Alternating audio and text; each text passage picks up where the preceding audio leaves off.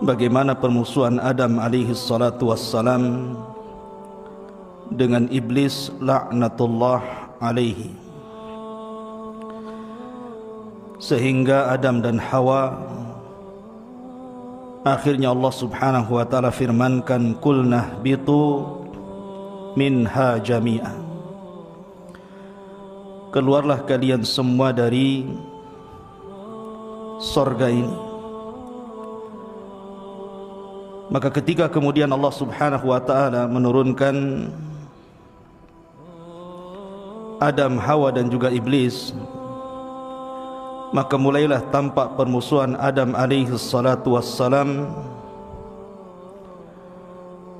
dengan iblis laknatullah alaihi dan seluruh keturunannya. Dan itu dimulai daripada kisah dari putra Adam alaihi salatu wassalam, Qabil dan juga Habil. Di dalam surah Al-Maidah ayat 27 sampai 31, Allah subhanahu wa ta'ala berfirman, watlu alaihim naba abnai Adam bil haqq, bacakan kepada mereka wahai Muhammad tentang kisah dua putra Adam. Idh qarraba qurbanan, ketika keduanya mendekatkan diri kepada Allah, fatukubbila min ahadihima wa lam yutaqabbal minal akhar, maka salah seorang dari keduanya diterima kurbannya dan yang lainnya ditolak. Qala, maka yang ditolak kurbannya mengancam dan mengatakan, la aqtulannak, saya akan membunuh kamu. Qala, maka yang diterima kurbannya mengatakan, innama yataqabbalullahu minal muttaqin, sesungguhnya kurban yang diterima hanyalah bersumber dari hamba-hamba Allah yang bertakwa. Ma'asyiral muslimin yang dimuliakan Allah subhanahu wa ta'ala, kisah Qabil dan Habil ini bermula ketika Allah subhanahu wa ta'ala memberikan keturunan kepada Adam alaihi salatu wassalam. Ibnu Katsir rahimahullahu ta'ala menyebutkan bahwa Adam ini diberikan keturunan 40 dari seluruh putra-putrinya. Setiap Hawa melahirkan selalu kembar, laki-laki dan perempuan, sehingga Hawa melahirkan sampai 20 kali. Setelah kemudian putra-putra Adam tumbuh menjadi besar, dan yang paling besar adalah Qabil dan juga Habil, maka turunlah syariat Allah subhanahu wa ta'ala untuk Adam alaihi salatu wassalam menikahkan keduanya dengan cara silang. Artinya kembaran Habil menikah dengan Qabil, dan kembaran Qabil menikah dengan Habil. Begitulah syariat di zaman itu, karena memang belum banyak manusia. Tapi syariat ini tentu tidak berlaku pada agama Islam. Akan tetapi di sinilah syaitan datang kepada Qabil dan mengatakan, ya Qabil, tidakkah kau lihat bahwa saudari Habil itu jelek, tidak cantik, sementara saudarimu, saudari kembarmu itu sangat cantik. Jangan mau kau menikah dengan saudarinya Habil. Di sinilah permulaan syaitan menanamkan sifat hasad kepada Qabil. Dan kita tahu bahwa hasad adalah penyakit yang pertama kali Allah maksiati di langit dengan hasadnya iblis kepada Adam. Maka dia juga penyakit yang pertama kali ditanamkan di bumi, hasadnya Qabil kepada Habil. Dan hasad itu penyakit yang bahaya karena akan menghancurkan. Berapa banyak yayasan-yayasan yang hancur gara-gara ada orang hasad di dalamnya. Berapa banyak pendidikan-pendidikan jadi hancur gara-gara orang yang hasad di dalamnya. Berapa banyak organisasi jadi hancur, yang korban kalau pendidikan tentu wali muridnya. Karena terkadang ada orang-orang yang merasa bisa, merasa benar sendiri, kemudian menyingkirkan yang lainnya karena hasad. Akhirnya yang jadi korban bukan pengurus, tetapi anak-anak didik yang sekolah di situ. Berapa banyak masjid-masjid juga hancur kepengurusan gara-gara hasad. Akhirnya programnya terhenti dan begitu seterusnya, karena hasad itu menghancurkan agama. Begitulah sabda Nabi sallallahu alaihi wasallam. Ketika syaitan berhasil menguasai Qabil kemudian menanamkan sifat hasad, maka dia datang protes kepada bapaknya Adam alaihi salatu wassalam dan tidak mau. Tapi Adam itu orang tua cerdas. Dia bukan orang tua yang diktator, tidak. Akhirnya dia berdoa kepada Allah Azza wa Jal, meminta agar Allah mencarikan jalan keluarnya akan putra-putranya ini. Maka turunlah wahyu kepada Adam agar kedua putranya ini mendekatkan diri kepada Allah dengan cara kurban. Lah, Habil ini adalah sahibul masyiyah, memang suka ternak, dan yang diternak adalah kambing. Sementara Qabil ini sahibuz zar'i, suka menanam buah-buahan. Lah, Habil ini memang terwarisi sifat Adam. Makanya ketika nanti kisahnya Habil meninggal dunia, Adam ini sedih. Karena sebenarnya kalau seandainya Adam alaihi salatu wassalam meninggal dunia, maka yang akan mewariskan kenabiannya itu Habil. Tetapi Allah takdirkan dengan hikmah yang Allah kehendaki, Habil dibunuh Qabil. Akhirnya Allah anugerahkan seorang anak satu-satunya yang lahir tidak kembar, namanya Syith, nanti sebagai penerus kenabian Adam alaihi salatu wassalam, dan kisahnya cukup panjang. Tapi yang jelas akhirnya keduanya berkurban. Qabil ini memang sudah ada sifat hasad, sehingga dia tidak tertarik untuk beribadah kepada Allah Azza wa Jalla, karena menurut dia hasilnya sama saja. Makanya dia kurban asal-asalan, mengambil buah-buahan yang tidak layak untuk dikurbankan. Sementara Habil yang memang mewarisi sifat-sifat Adam, dia tahu bahwa persembahan kepada Allah berbeda dengan mempersembahkan sesuatu kepada makhluk. Maka dia ambil kambing yang paling baik. Dan sifat kurban di zaman itu diletakkan di atas gunung. Tanda diterimanya kalau ada halilintar kemudian membawa api dan membakarnya. Tanda ditolaknya tidak disentuh api. Dan Allah takdirkan ketika itu yang diterima korbannya Habil dan ditolak korbannya Qabil. Di sini Allah mengatakan fatuqubbila min ahadihima wa lam yutaqabbal minal akhar. Yang satu diterima, yang satu ditolak. Lah, hasad yang memang sudah menghujam di dada Qabil ini semakin besar ketika korbannya ditolak, seolah-olah ini rekayasa ayahnya. Makanya kemudian sifat hasad inilah menjadikan Qabil pun kemudian mengatakan kepada Habil, la aqtulannak, saya akan bunuh kamu. Subhanallah. Tidak terbesit pada anak-anak Adam untuk membunuh seseorang kecuali pada hati si Qabil. Sekali lagi karena akarnya dari hasad tadi. Tapi Qabil ini subhanallah, Habil ini orangnya baik. Dia tidak melayani ancaman daripada saudaranya. Justru dia berusaha menenangkan dan mengatakan dengan kata-kata yang sangat lembut, la imbasatta ilayya yadaka litaktulani ma ana bibasiti yadiya ilaika liaktulak. Kalau seandainya kamu hendak membunuhku, silahkan bunuh aku, dan saya tidak akan membalas ancamanmu untuk membunuhmu. Bukan berarti Habil itu lemah, Qabil itu kuat, tidak. Bahkan dalam sejarah Qabil itu memiliki badan kekar, Habil itu orangnya kecil. Kalau seandainya berkelahi, Qabil itu pasti kalah dengan Habil. Tetapi kekuatan itu, kata Nabi SAW, kekuatan itu bukan karena pandai bergulat, tetapi kekuatan itu adalah orang yang bisa menguasai nafsunya. Begitulah sabda Nabi SAW. Kenapa Habil tidak menjawab tantangan Qabil? Satu, kata beliau, inni akhafullah rabbal alamin, karena aku takut kepada Allah. Subhanallah. Dalam sejarah ada Qabilnya umat ini, ada Habilnya umat ini. Siapa? Uthman ibn Affan. Kalau kita katakan Habilnya umat ini adalah Uthman, Uthman adalah seperti Habil.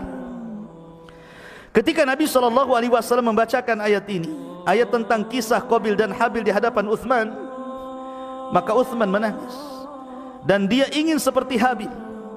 Makanya di ujung hayatnya, ketika Utsman dikepung rumahnya 40 malam 40 hari orang-orang Khawarij Sabaiyah, dia tidak bisa keluar ke Masjidil Nabawi, padahal yang meluaskan Masjid Nabawi adalah Utsman, tapi dia tidak bisa keluar.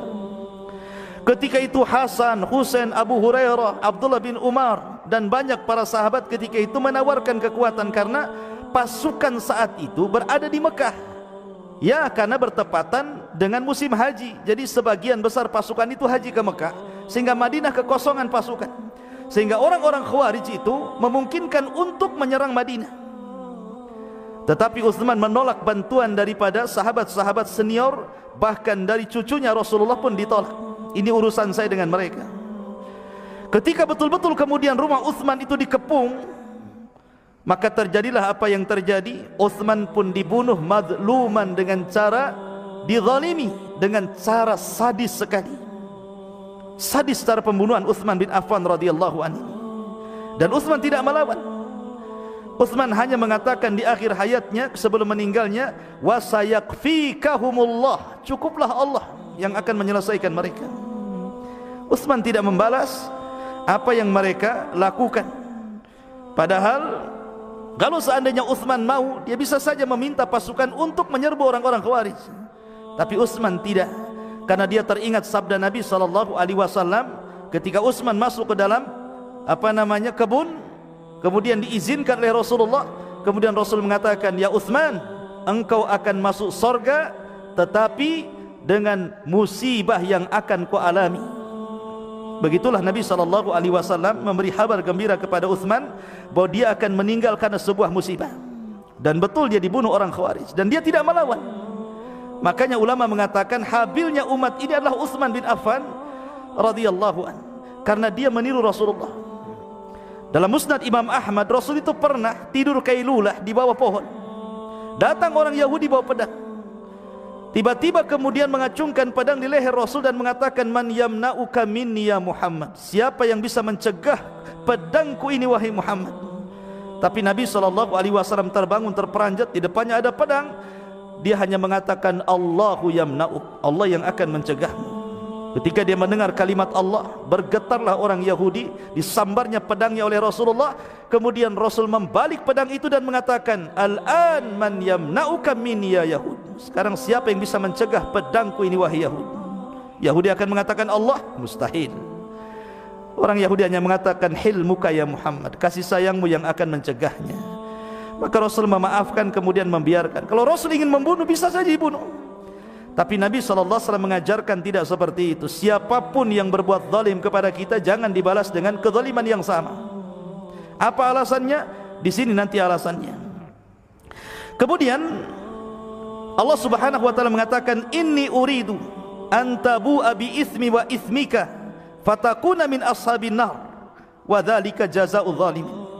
Kenapa Habil tidak melawan?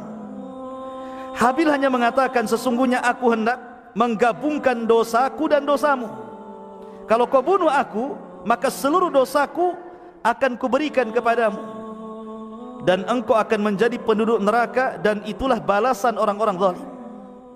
Jadi kalau seandainya orang itu dizalimi di dunia, kemudian tidak dibalas dengan kezaliman yang sama, maka dosa kita diberikan kepada orang yang menzalimi kita, dan kelak dia akan menjadi penduduk neraka. Seperti kisah Abdullah bin Mas'ud. Abdullah bin Mas'ud suatu ketika hendak memukul budaknya, Rasul lewat di situ. Jadi saking marahnya Abdullah bin Mas'ud kepada budaknya ini, mau memukul, Rasul lewat. Tiba-tiba ada Rasul, malu dia. Kata Nabi SAW, ya Aba Mas'ud, di sana ada Rabbun aqwa mink, ada Rabb yang lebih kuat daripada kamu, walaupun kau lebih kuat daripada budakmu. Kalau seandainya kau lanjutkan, masatkan naru, kata Rasulullah, maka neraka akan menyentuh kamu. Begitulah Nabi SAW mengajarkan agar kita tidak mudah untuk membalas kezaliman orang lain, karena kezaliman itu pasti ada balasannya. Al-Imam Az-Zahabi rahimahullah ta'ala menyebutkan di dalam kitab Al-Kabair tentang kisah seorang yang zalim yang mengambil ikan seorang nelayan. Akhirnya kemudian karena ketakutan nelayan itu diberikan ikannya. Rupanya ikan itu dihidupkan oleh Allah Azza wa Jalla kemudian menggigit jarinya. Rupanya gigitan ikan itu menjadikan racun yang menjalar ke tangannya. Di malam hari dia menjerit-jerit yang tidak tahu sakitnya kecuali Allah Azza wa Jalla. Akhirnya terpaksa diamputasi tangannya. Ketika dokter ini bertanya, tabib ini sang tabib, kenapa sampai racun itu menjalar ke tanganmu? Dia mengatakan, aku pernah mengambil ikannya Fulan bin Alan. Maka dokter mengatakan, sebelum kau datang kemari, kalau kau seandainya mencari orang yang kau ambil ikannya, kau minta maaf kepadanya, niscaya Allah akan sembuhkan penyakitnya. Kalau engkau terus seperti ini, belum minta maaf, maka bisa saja racun ini akan sampai ke jantungmu. Datangi orang itu, minta maaf kepada dia. Akhirnya didatangi nelayan itu, kemudian minta maaf, dan itu setelah dipotong tangannya. Setelah mendapatkan maafnya, maka tiba-tiba racun itu terhenti dan tidak sampai ke jantungnya, dan Allah berikan kehidupan. Bersyukurlah dia. Setelah bersyukur dia, maka dia berteriak-teriak di pasar dan mengatakan, man ra'ani falam yadlim ahada, man ra'ani falam yadlim ahada. Siapapun yang melihatku, lihat patah tanganku, lihat tanganku dipotong karena kezaliman. Siapapun yang melihat aku, jangan pernah berbuat zalim sedikit pun. Ma'asyiral muslimin yang dimuliakan Allah Azza wa Jalla. Maka akhirnya kemudian Qabil pun makin marah kepada Habil. Suatu ketika kemudian Habil ini telat pulang, maka Adam alaihi salatu wassalam mencari-cari mana Habil, karena telat pulang setelah mengembala. Maka Adam memerintahkan Qabil untuk mencari saudaranya. Carilah saudaramu. Maka dicarinya. Disinilah kesempatan setan untuk memperkuat hasadnya Qabil yang memang sebelumnya hendak membunuh Habil. Rupanya dilihatnya Habil sedang tertidur. Lihat bagaimana liciknya Qabil ini. Dia ambil batu, kemudian dibenturkan di kepalanya, mati. Ya. Dari situlah kemudian terjadilah pembunuhan pertama di alam semesta yang dilakukan Qabil kepada Habil akibat penyakit hasad yang ditimbulkan iblis laknatullah alaih. Dan ini keberhasilan yang gemilang dari iblis, mulai mampu untuk menghasut putra-putra Adam alaihi salatu wassalam. Maka akhirnya kemudian dijelaskan, fatawwa'at lahu nafsahu qatla akhi faqatalah. Maka Qabil pun semakin kuat untuk membunuh saudaranya dan betul-betul dibunuhnya. Fa asbaha minal khasirin. Jadilah Qabil menjadi hamba-hamba Allah yang rugi. Ma'asyiral muslimin, lah ketika kemudian jasadnya sudah meninggal, dia tidak tahu bagaimana cara menguburkannya karena memang belum ada orang meninggal ketika itu. Tidak tahu bagaimana cara fardu kifayah bahasa kitanya. Tetapi tiba-tiba faba'atsallahu ghuraban yabhatsu fil ardi liyuriyahu kaifa yuwari sawata akhi. Maka tiba-tiba Allah kirim burung gagak.